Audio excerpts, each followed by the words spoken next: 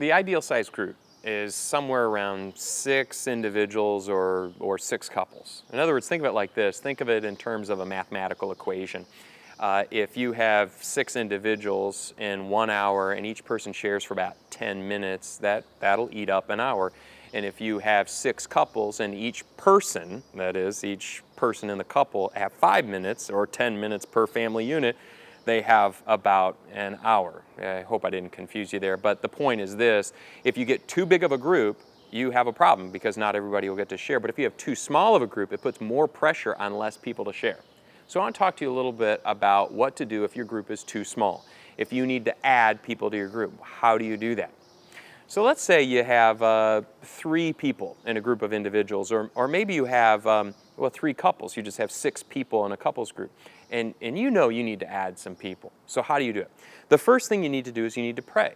You need to ask God, who do you want in this group? This is a great group, God, so who should be with us? Who do you already know that should be in our group? And you just ask that of God. And you ask God to direct those people to you. Then the next thing you do is you observe who God's brought to your mind.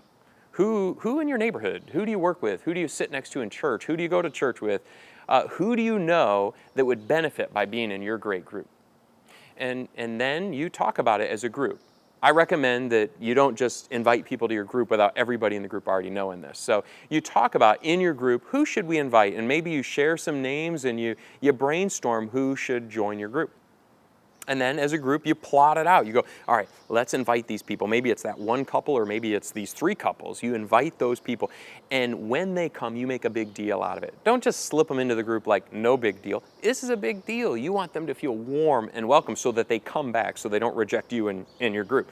So here's what I'd recommend is on that welcoming evening, if you do it in the evening, you set aside the normal routine and you go back to square one of a brand new group, and you do icebreakers and you do name tags and you just welcome them in, and you let those new people know how glad you are to have them with you. And then you ask them. You might ask them in the group, hey, we'd like you to stay. But then you ask them outside of the group, because even in that kind of setting, they might go, oh yeah, we'll stay in the group. And later they might go, I'm not sure about this. But you follow up on a phone call or a face-to-face meeting, go, boy, we loved having you in the group. Would you please consider joining the group? And that is how you add people to your group.